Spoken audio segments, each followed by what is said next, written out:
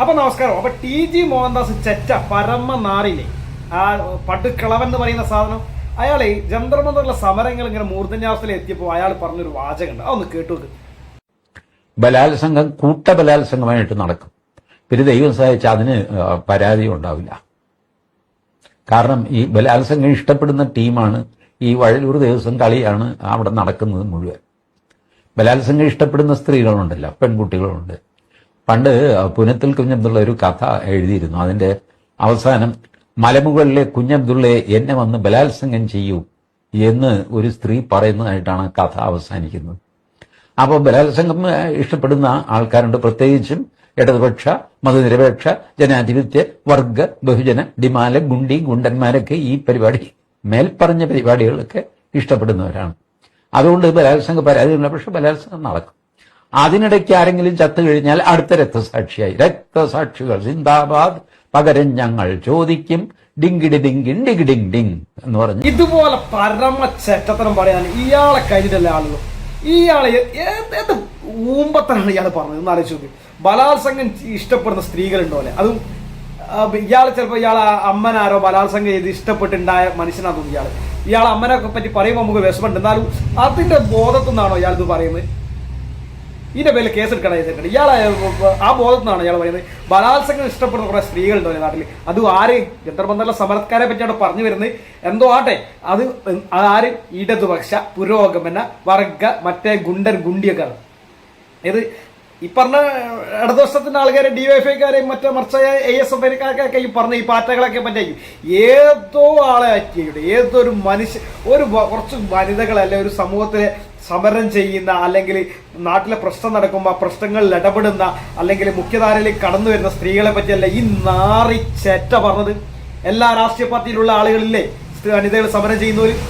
ഈ നാറി പറയുന്നത് അവിടെ ഇനി നടക്കാൻ പോകുന്ന ഒരു ബലാത്സംഗം നടക്കും. അതിന് പരാതി തീർക്കാൻ പറ്റില്ലല്ലോ, അവിടെ ബലാത്സംഗം അവിടെ നടക്കും.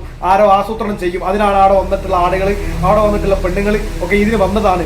അവിടെ വന്നിട്ട് സ്ത്രീകളോ ഈ ബലാത്സംഗം ആസ്വദിക്കാൻ വന്നവരാണ് ഈ പരമ ചെറ്റ പറയുന്നത്. ഇവന് ഇവന്റെ പറയാൻ ഓരോ കുടുംബത്തിലുള്ള പാവന പറയുന്നില്ല, ഞാനും പറയാ ഈ പരമ ചെറ്റ പറയാ.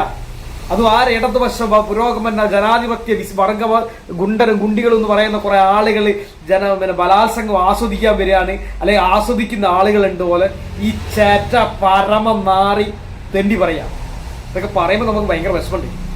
ഒരു പ്രായമുള്ള മനുഷ്യനെ പറ്റിയുള്ള പരീക്ഷ, പ്രായമുള്ള മനുഷ്യന്റെ മനസ്സിലേക്ക് മനസ്സിലായി ഏറ്റവും വെട്ടിവെക്കാൻ നടക്കുന്നവരാണ്. അപ്പം പറഞ്ഞതാ ഞാൻ അവിടെ വെട്ടിവെച്ചിട്ട് എല്ലാവരും ഇങ്ങനെ കൊല്ലുന്നത്. ഇവരൊക്കെ എന്ത് ബോധമാണ്. ഇയാളെന്തോ ഭയങ്കര ബുദ്ധിജീവിയാണ് പോലും, RSSന്റെ സൈദ്ധാന്തികനാണോ അല്ലെ, എന്ത് തേങ്ങ. ഇയാളൊക്കെ RSSകാരന്റെ അടുത്ത് ഒഴിവാക്കേണ്ട കാലം കഴിഞ്ഞു. ഇമ്മാര് തെണ്ടിത്തരം പറയുന്നത്. ഈ RSSന്റെയും യുവമോർച്ചന്റെയും പിന്നെ BJPന്റെ ഒക്കെ എത്ര വനിതകൾ മുഖ്യധാര പ്രശ്നങ്ങളിൽ ഇടപെട്ട് സമരങ്ങൾ നടത്തുന്നവരുണ്ട്, ഒച്ചപ്പാടുണ്ടാക്കുന്നവരുണ്ട്, പ്രതിഷേധ സമരങ്ങൾ നടത്തുന്നവരുണ്ട്. അവരൊക്കെ ഈ ഗണത്തിൽപ്പെടൂലേ ഇവൻ പറഞ്ഞ കണക്കിന്.